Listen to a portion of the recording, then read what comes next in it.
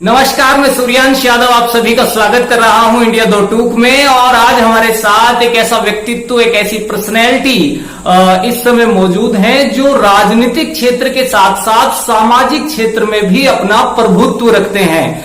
मैं संजय डीलर जी का जो है स्वागत कर रहा हूं। बागपत से आप जिला पंचायत सदस्य के जो चुनाव आने वाले हैं उसके लिए आप प्रत्याशी हैं। स्वागत है आपका संजय जी। नमस्कार सूर्यांश जी।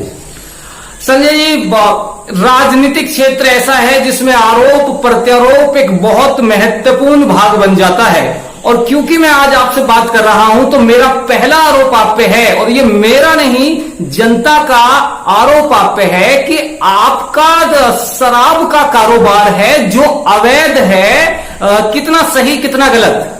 सूर्यांश जी, मैं आपको बताना चाहता हूं कि राजनीति में आरोप प्रत्यारोप किस हद तक गिर सकते हैं।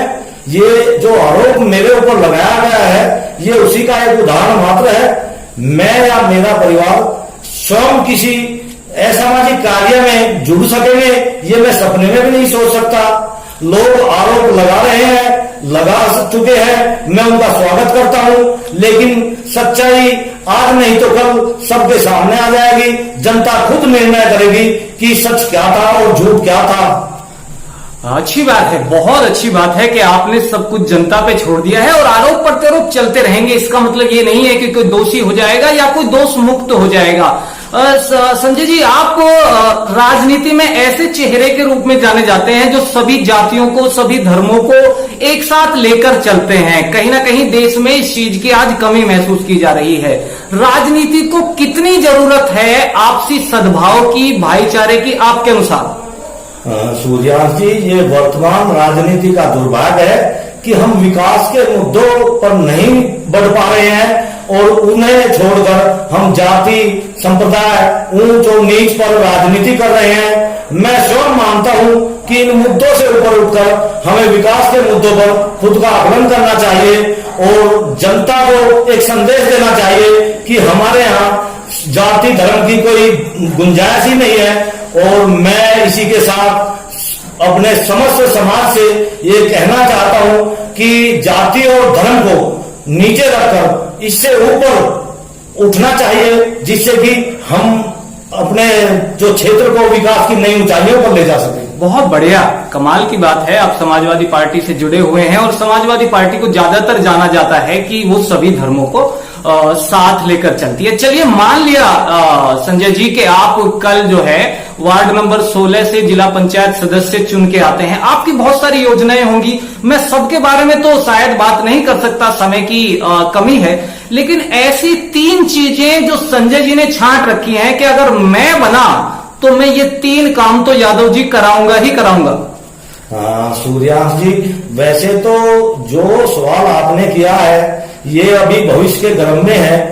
जनता का पता नहीं मुझे क्या आशीर्वाद मिलेगा, लेकिन अगर जनता ने मुझे ये अवसर प्रदान किया कि मैं 16 नंबर वार्ड से जिला पंचायत का सदस्य बना, तो सबसे पहले जो वरीयता में मेरे पास कोई कार्य है तो वो युवाओं के लिए खेल की सुविधा है जो मैं निःशुल्क कराऊंगा। और इसका जीता जागता उदाहरण मेरी एक बेटी है जो इसमें इंडिया की क्रिकेट टीम में भी खेलती है, आरती धामा के नाम से। और ये भी मैं आपको बता देना चाहता हूं कि हमारे ग्रामीण परिवेश में प्रतिभाओं की कमी नहीं है, लेकिन उन्हें सही दिशा देने की गुंजाइश नहीं है। हम जैसे लोग उन्हें सही दिशा नहीं दे पा रहे हैं। वरना तो आपको पता होगा कि प्रवीण कुमार जी या आपके जो है सुरेश रैना जी या भुवनेश्वर कुमार जी, ये ग्रामीण परिवेश से ही बहुत ऊंचे स्तर पर गए हैं और विश्व स्तर पर अपना डंका बजाया है। तो एक योजना आपकी युवाओं के लिए है, मैं 3 की बात कर रहा था।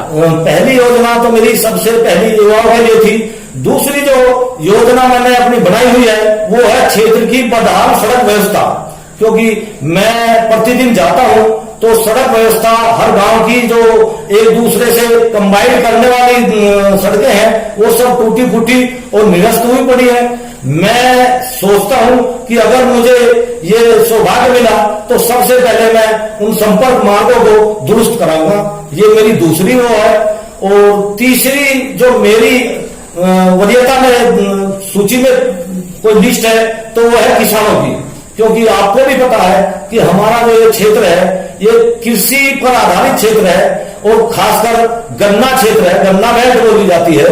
तो आज आपको पता है कि किसानों की क्या दुर्दशा है, कभी पेमेंट नहीं मिल रहा है, तो कभी पर्ची नहीं मिल रही है, तो कभी धान का सही मूल्य नहीं मिल पा रहा।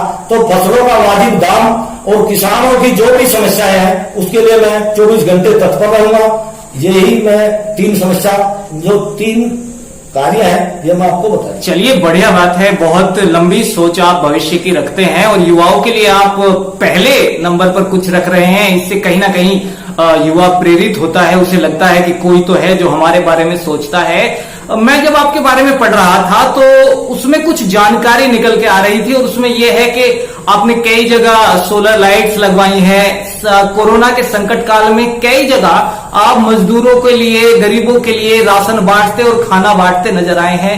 कोई राजनीतिक स्टंट है इसके पीछे जो आप कर रहे हैं या कुछ और है नेताजी? मैं साफ आपसे पूछ रहा हूं। सूर्यांश जी, सब कुछ राजनीति के चश्मे से ना देखना चाहिए, क्योंकि सबसे पहले है सर्वधर्म संभाव। और मजदूर और गरीब जो हमारे इस लॉकडाउन में फंसे हुए थे, उन बेचारों के पास खाने के लिए दाने भी नहीं थे।